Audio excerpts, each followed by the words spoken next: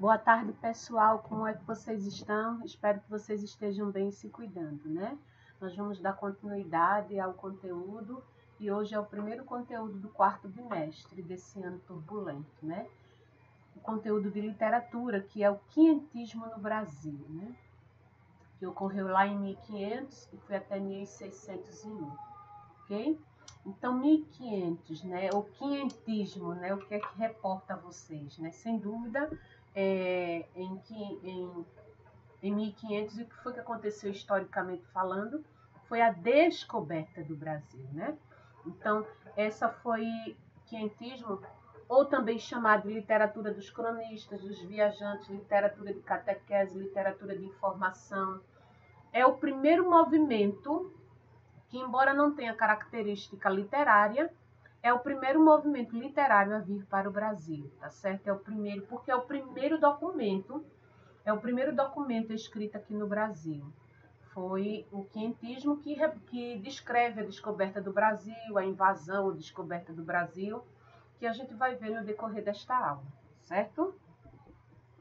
Então, o Brasil colônia, né? Colônia em 1500 até 1822, né? Pelos portugueses, né? O Brasil foi descoberto, fundado, invadido ou formado? Está aí a pergunta para reflexão, que eu já sei a resposta, você também já sabe, né? A descoberta do Brasil aconteceu em 1500, como informa aqui, ó, por Pedro Álvares Cabral, tá certo? Pedro Álvares Cabral, durante a segunda viagem dos portugueses às Índias e após a assinatura do Tratado de Tordesilhas. A descoberta do Brasil pelos portugueses ocorreu oficialmente em 22 de abril de 1500, né? Na época, os portugueses disseram que a descoberta foi acidental.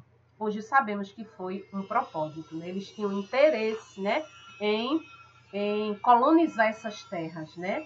Em colonizar e converter os primeiros habitantes, a cultura, a linguagem, né, tudo vindo de Portugal, né? Não foi à toa, não foi um descobrimento, a gente já sabe, ok? Então, nessa época estava acontecendo o seguinte, é século XVI, né? Século XVI estava acontecendo o seguinte: descobrimento do Brasil, né? Descobrimento, invasão, né? Ou como diz a pergunta anterior, né? Faz a pergunta anterior. É um descobrimento? É uma fundação? É uma invasão? Ou ele foi formado, né? Então está aí. Antes conhecido como Ilha de Veracruz, né? Ou Terra de Veracruz, mas com a questão do pau-brasil, porque essa literatura está muito associado, pessoal, à história. A história. Então, para compreender isso aqui, tem que compreender a história, né? Tem que estar estudando também história, fazendo essa ponte para compreender, ok? Mas esse movimento é fácil da gente compreender, porque esse movimento, embora não seja, não tenha nenhuma característica literária, né, como eu já disse antes, porque literatura é fruto da imaginação, da invenção, é ficção humana, embora se baseie em fatos reais, né? E tudo isso que aconteceu no quinhentismo, ou literatura de viajante, ou literatura dos cronistas, ou literatura de catequese, ou literatura de informação, tudo isso aqui que aconteceu, tudo que está sendo trabalhado aqui, que será trabalhado durante essa videoaula, é verdade, isso realmente aconteceu. Então, não tem característica literária, porém é o primeiro movimento literário, é o primeiro movimento a chegar aqui no Brasil. Certo? Os demais, os anteriores, como trovadorismo, humanismo e classicismo, aconteceram na Europa, mais precisamente em Portugal. Ok? Então, um dos marcos nesse movimento, além do domínio das terras, porque esse foi o propósito de Pedro Álvares Cabral, né? Pedro Álvares Cabral de Portugal, né? Pedro Álvares Cabral apenas recebeu o comando, né? E foi dominar a terra, dominar converter os primeiros habitantes, no caso os índios, né, aos costumes, né, tanto cultural, linguístico, em todos os aspectos, né, convertê-los. Então, é o domínio das terras. A Carta de Pero Vaz de Caminha é o que marca esse movimento. Essa carta aqui é muito importante, porque é nessa carta que Pero Vaz de Caminha, o cronista, né, o que estava responsável para registrar tudo o que acontecia, ou um dos responsáveis, ou o principal responsável, né, para escrever tudo que ele viu, todas as impressões que ele teve aqui no Brasil, escrever e enviar ao rei de Portugal. Então, todas as impressões, tudo que ele viu, tudo que ele achou de importante, que precisava fazer alguma coisa, que precisava mudar, de inusitado, né? Como a forma como os índios se comportavam, vestiam, falavam. Então, tudo isso era registrado na carta, né? A certidão do nascimento do Brasil, ou carta de achamento do Brasil, é o que marca esse movimento quientismo, né? Que, embora não seja literário, mas é o primeiro movimento a vir para o Brasil, né? Américo Vespúcio, Mundos Novos, né? Projeto colonial português e o impacto dos descobrimentos. Isso é o contexto histórico e cultural que estava acontecendo em 1500, né? No quientismo, ou literatura de informação, como queiram chamar. Quientismo porque ele é mais conhecido, né? 1500, descoberta do Brasil, ok?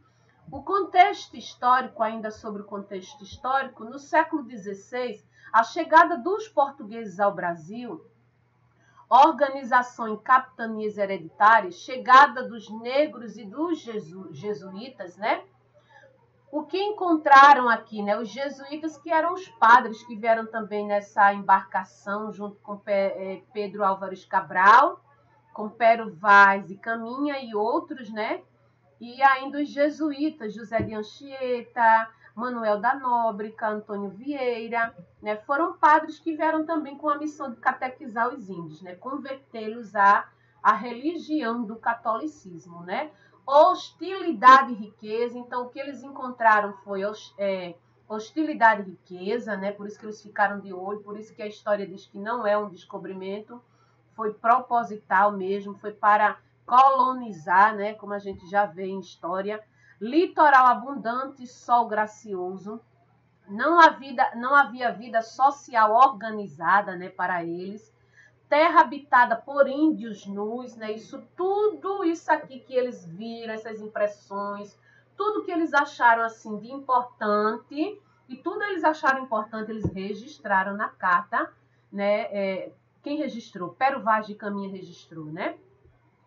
Desenvolvimento do capitalismo mercantil, ruptura na igreja, reforma, contra-reforma e inquisição, porque esse movimento vai dar início ao barroco, que é o movimento que nós vamos ver posteriormente, e o auge do renascimento, né, que é o renascimento, que é a valorização, a supervalorização do homem, né? Aqui foi o que eles encontraram, aqui. Essa imagem aqui é para ilustrar o que eles encontraram quando chegaram aqui, né? O que foi que eles encontraram? Índios, ok? Olha aqui a embarcação, né? A mando do rei de Portugal, na época Dom Manuel, ok? Aqui quem estava comandando a embarcação, Pedro Álvares Cabral, como a gente já observa, já viu em história, né? Como a gente estuda em história. Os cronistas, pessoas responsáveis, entre eles Pero Vaz de Caminha, é o grande destaque, responsável para registrar tudo que viu e enviar ao rei de Portugal. Os jesuítas, que são os padres, com a missão de catequizar os índios, de ensiná-los, de convertê-los, ok? E aqui é o propósito, olha, eles já aqui em ação, os jesuítas em ação, né? Convertendo, fazendo o seu trabalho, as suas missões. O Brasil não foi descoberto, não, Santo Papa. O Brasil foi invadido e tomado das mãos dos verdadeiros filhos da terra, né? De Marçal, Tupã-Guarani, Tupi-Guarani, né? O quientismo, né? Qual é o marco do quientismo? O que é que marca o quientismo? Essa carta, né? A carta de Pero Vaz de Caminha, em 1500, que registra todo o achamento da terra aqui no Brasil. Toda a impressão, tudo que viram, tudo que observaram aqui no Brasil foi registrada na carta de Pero Vaz de Caminha. Os principais escritores, né, que merecem destaque são Pero Vaz de Caminha, né, com a Carta de Certidão do Brasil, o Achamento do Brasil, mas também teve um outro cronista importante, que é Pero de Magalhães Gandavo, né, ou Gândavo, Gabriel Soares de Souza, outro cronista, e José de Anchieta, um dos principais jesuítas nessa missão de catequizar os índios, ok? Então está aqui a foto, né, de Pero Vaz de Caminha, o cronista mais importante dessa época, e o jesuíta mais importante, talvez o de maior destaque, José de Anchieta. Olha aqui a carta de Pero Vaz de Caminha, escrita em 1500, né? Ele escrevia tudo que ele escrevia, uma carta pequena, vale a pena você ler. Acredito que se não tiver na biblioteca da escola, mas tem na biblioteca, nas grandes bibliotecas daqui de Pernambuco, do Recife, você pode encontrá-la na própria internet, ok? E aqui está, olha aqui como era escrita, né? A caneta ainda, né? A pena ainda, né? E essa carta era enviada ao rei de Portugal para ele fazer o que tem que ser feito, né? O propósito dele, né? Para ele dar continuidade ao propósito dele. Essa era a intenção. Então está aqui um trecho da carta, bem interessante, um dos trechos da carta. A afeição deles é serem pardos. Eles caracterizando, Pero Vaz de Caminha caracterizando os índios.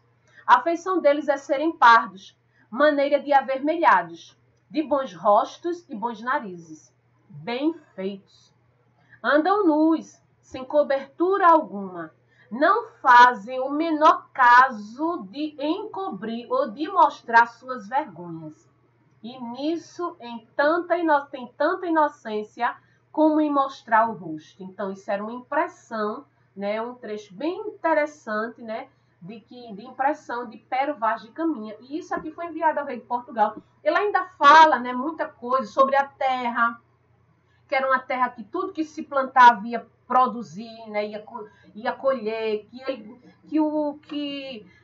que os índios precisavam de salvação, que os índios precisavam de falar uma nova língua, por isso falamos Portugal, não igual a português de Portugal, mas é oriundo, né? Nós fomos colônias, inclusive, da língua de Portugal, né?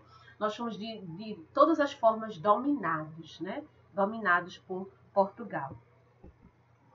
Pero Vaz de Caminha. Quem foi Pero Vaz de Caminha? Pouco se sabe sobre a vida de Pero Vaz de Caminha. Sabe-se ao certo que ele era filho de Vasco Fernandes de Caminha, cavaleiro do Duque de Bragança, e que, provavelmente, ele nasceu na cidade do Porto. Casou-se com Catarina e dessa união nasceu a filha Isabel, em 1476. Substitui o pai na função de mestre da balança da Casa da Moeda. Logo depois, dedicou-se ao comércio e, em seguida, é designado escrivão da esquadra e segue com Cabral, em 1500, a caminho de Portugal. Então, ele é um dos mais importantes cronistas, né, de registro de achamento desse Brasil, né? Pero Magalhães de Gândavo também é outra, né? Outro importante, né? O autor e sua obra, né? Pouco se sabe também da vida de Pero Magalhães de Gândavo, natural de Braga, filho de pai flamengo, e ignora-se as datas de seu nascimento e morte, mas pensa-se que ainda viveu-se em 1576, ano em que foi impressa a história.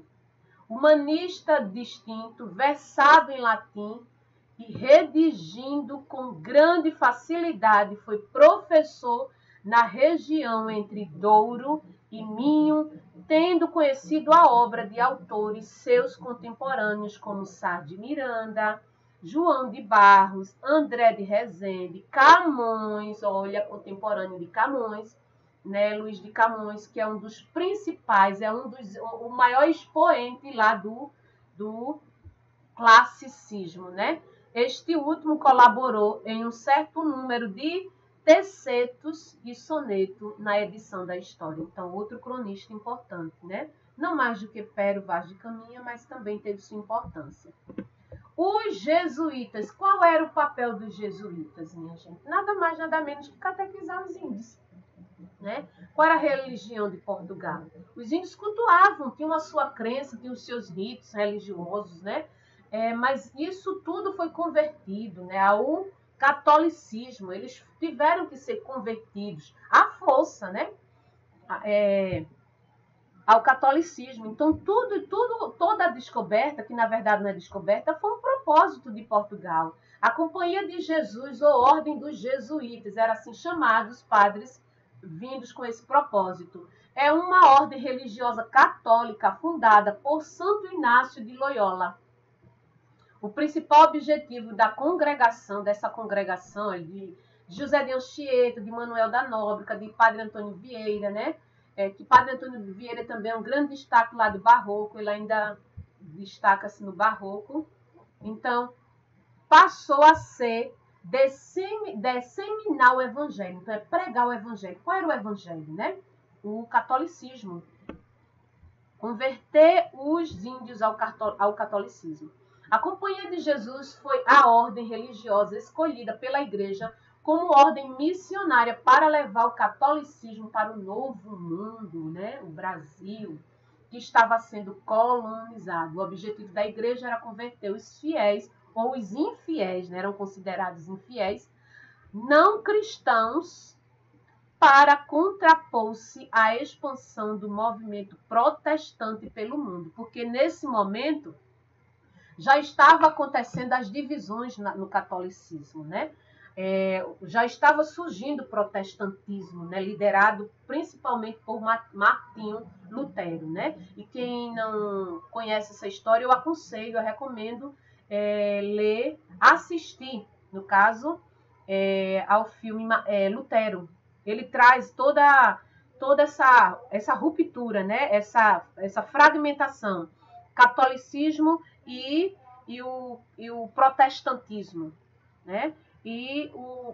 Para a igreja não perder mais fiéis ao catolicismo, ela logo envia padres para catequizar, para converter esses infiéis, no caso os índios, né, à sua religião.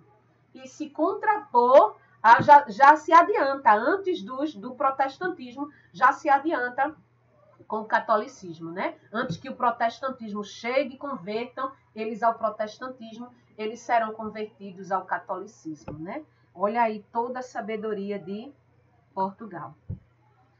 Manuel da Nóbrega foi um padre jesuíta português que participou da primeira missão de catequização das terras de Santa Cruz, que é o Brasil, ilha de Veracruz, terra de Santa Cruz, no século XVI. Ele é outro importante padre, né? Outros jesuítas trabalharam na catequização dos índios em terras brasileiras e se destacaram, tal como Manuel da Nóbrega, olha aqui, e tem inclusive essa estátua dele aqui, na cidade de Salvador, como Padre José de Anchieta e Padre Antônio Vieira, grandes destaques jesuítas.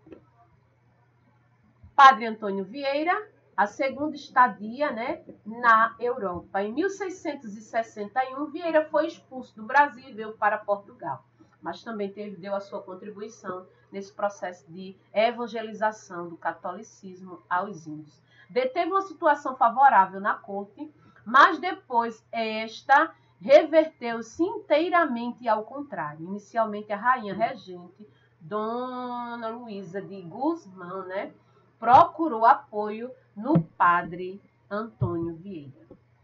Ok, então esse movimento é bem pequenininho, tem pouca coisa, porque esse movimento é uma história real, é o que realmente aconteceu aqui no Brasil.